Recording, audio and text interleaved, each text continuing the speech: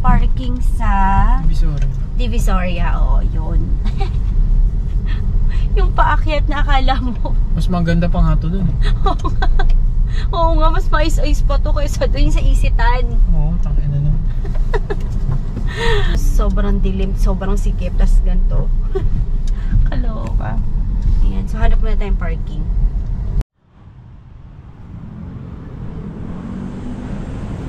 So mga sisi, yan yung Walter Mart Makati. So from MCS, labas lang kayo dyan papunta sa Walter. Then dito sa katabing building niya. Ano ang building to, Molly? Beacon Building. Yan. Tapos punta kayo sa gilid. Doon yung makikita si Hooker 101. Okay mga sisi, we're here na. It's Hooker 101.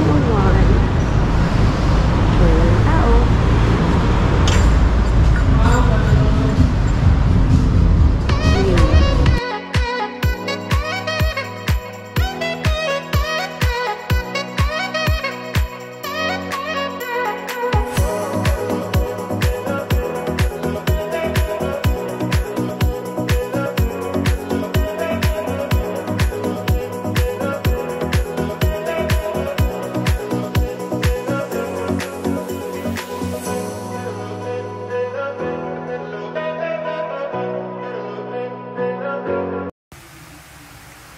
Hooker Food House menu.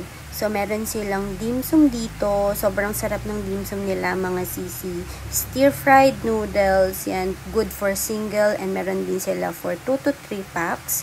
And also for noodle soups. Sobrang favorite ko talaga ang laksa. Mapa prawn or Singapore laksa.